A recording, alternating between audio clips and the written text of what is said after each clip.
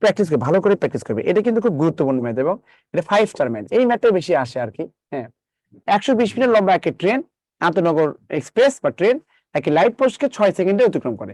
ট্রেনের গতিবেগ কত? বেগ চাচ্ছে না, বলেন বেগ। বেগ মানে কি, কি বলেন? মাত্র শিখলাম, দূরত্ব ভাগ হচ্ছে কত? সময়। সময়। এখন বলেন তো, এই যে দূরত্ব, এই দূরত্ব কত? বলেন, দূরত্ব কার কার দূরত্ব, কি বলবেন, কার কার দূরত্ব? ট্রেনের দূরত্ব এবং ওই আপনার ল্যাম্পপোস্টের দূরত্ব। হ্যাঁ, লাইট আর কে বলবে?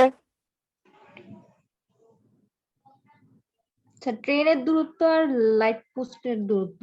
দূরত্ব, কারণ ট্রেন, ট্রেন যাকে ক্রস করে, মানে ট্রেনের দৈর্ঘ্য যোগ হবে, তার দৈর্ঘ্য যোগ হবে, তাই না? তো এই জন্য আমি ট্রেনের দৈর্ঘ্য তো আমি যোগ করবোই, এটা তো ট্রেনের দৈর্ঘ্য যোগ করতেই হবে 120, আর তাহলে কি লাইট পোস্টের দৈর্ঘ্য আমি 0 ধরতে হবে এটা দিয়ে। আর এখানে কত সময় লাগে? 6 সেকেন্ড। তাহলে এটা বলেন তো, 120 কে, 120 কে আপনাকে 6 দিয়ে ভাগ করলে কত হবে? 20 হবে। এটা কি হলো, মিটার পার সেকেন্ড না? বলেন, বলেন তো। দূরত্ব কি ছোট একক, সময়কে ছোট একক দিতে মিটার পার সেকেন্ড বের হবে না? মিটার পার সেকেন্ড বের। এখন বলেন আনসারে কি বলছে, কিলোমিটার পার ঘন্টা না? আনসারে কি বলছে? কিলোমিটার পার ঘন্টা। তাহলে এখন কি করতে হবে, এবং কি করতে হবে? কনভার্ট করতে হবে স্যার, বড়টাতে কনভার্ট করতে হবে। 18/5 দিয়ে কনভার্ট করতে হবে। হ্যাঁ, এই মিটার পার সেকেন্ডকে যদি আমি কিলোমিটার পার ঘন্টা করি, সেই ক্ষেত্রে কি করতে হবে আমাকে? ছোট থেকে বড় কিছু যেতে গেলে 18/5 দিয়ে গুণ, যখন 18/5 দিয়ে গুণ করবেন, তখনই কি হচ্ছে, কিলোমিটার পার ঘন্টা হয়ে যাবে। বুঝতে পারছেন? কিলোমিটার পার ঘন্টা হয়ে যাবে, এই দেখো, বলো না কিলোমিটার পার ঘন্টা, এই যে চাচ্ছে।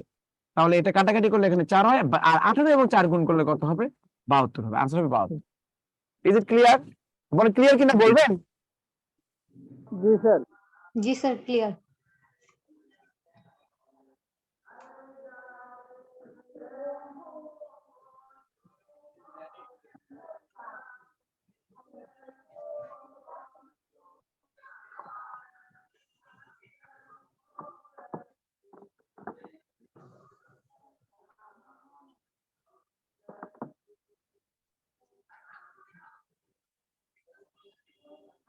ওকে।